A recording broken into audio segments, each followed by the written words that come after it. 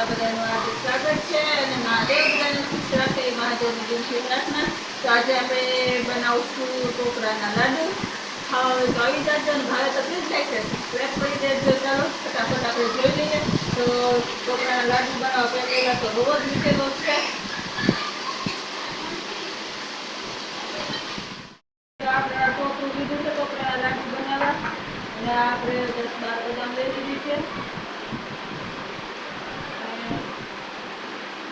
એક મુઠ્ઠી ખાંડ નાખીશું આપણે. ખાંડ તો બધાને સ્વાદ પ્રમાણે જેવું ખાતા હોય એવું નાખવાનું. પહેલાં ફટાફટ ક્રશ કરી લઈએ. આ બધું આપણે ફટાફટ મિક્સરમાં નાખી દઈએ. ક્રશ કરી નાખીએ. આપણું ટોપરું નાખી દીધું છે તો પછી ડેકોરેશન કરવા માટે.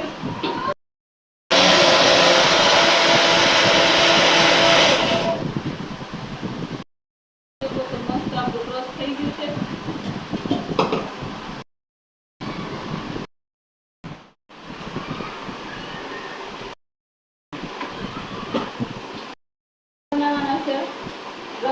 રવાના ભજીયા પકોડા કાલે બનાવ્યા તે વખતે આજે તો બેટર તૈયાર કરવા મળ્યું છે. માટે ખાવા તો કંઈક જોઈએ.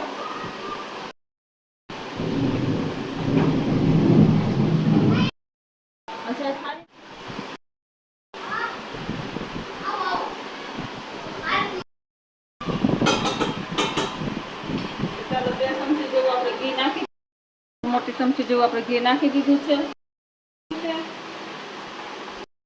આપણે રવો નાખવા દઈશું.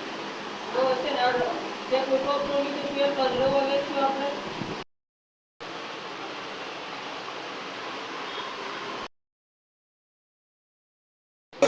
ચાલો જો આપણો છે ને રવો શેકવાનું કામકાજ ચાલુ થઈ ગયું છે. હવે ધીમા ગેસે આપણે રવો છે જેવો શેકશું. બહુ ઝાઝો નથી શેકવાનો. સેજ આપણે રવાનો કલર ચેન્જ થાય ને રવો કાચો ન લાગે એવી પ્રમાણે થોડોક એવું આપણે શેકી લેશું.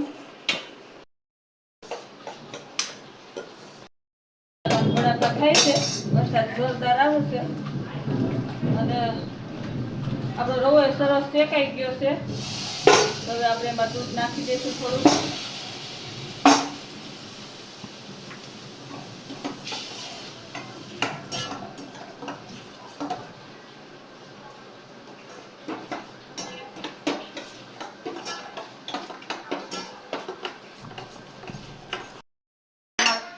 દૂધ નખાઈ ગયું છે.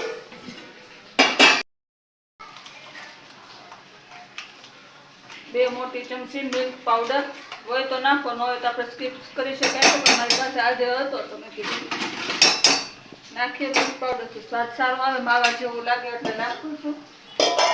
અને આપણે જે ટોપરું ને બદામ ને ખાંડ ને બધું મિક્સરમાં ક્રશ કર્યું હતું એ આપણે અંદર એડ કરી દઈશું.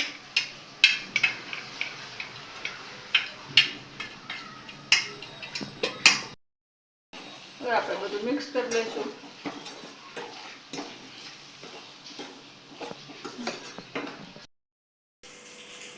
ચાલો આપણું બેટર તૈયાર થઈ ગયું. ટોપરાનો માવો આપણો મસ્ત તૈયાર થઈ ગયો છે. તમે જોઈ શકો છો સરસ થઈ ગયો છે.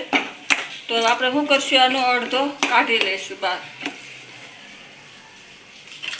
કારણ કે કંઈક નવું લાગે એવું અને છોકરાઓને ભાવે. નવું દેખાય તો છોકરાઓ ખાય એટલા માટે થોડુંક મેં બહાર કાઢી લીધું છે.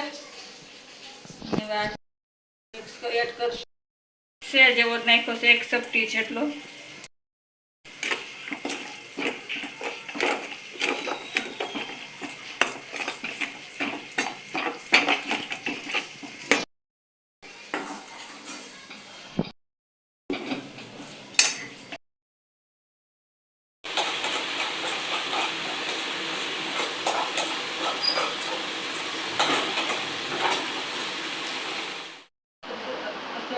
જેવું ઘી લગાડ્યું છે અને આપણે આના થેપલી કરી દીધી છે સરસથી. એમાં હવે આપણે વ્હાઈટ માવો ભરી દેવું છે. આપણે વ્હાઈટ રાખ્યો છે ને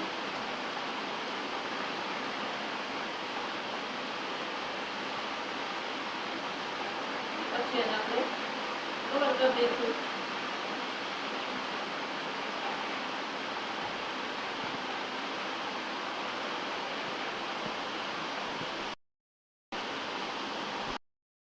નાના ઘડે ફેંક. હવે એમાં આપણે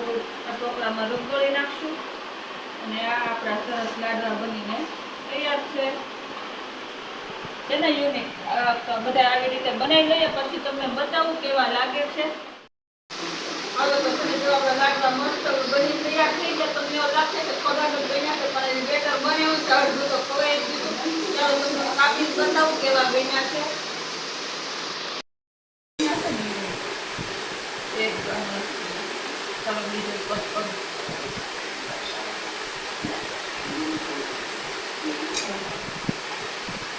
તો આપણા કોપરાના લાડુ મસ્ત બની તૈયાર થઈ ગયા છે. અને અત્યારે વરસાદી આવે છે અને બધાને ભૂખે લાગી છે તો ફટાફટ રવાના ભજીયા બનાવી નાખી નાસ્તો કરી લઈશું. બસ આજ માટે એટલું જ હતું. જય માતાજી, જય મહાદેવ, હર મહાદેવ. બાય. કલર કરી મળશું નવા વિડીયોમાં નવી આઈટમ સાથે.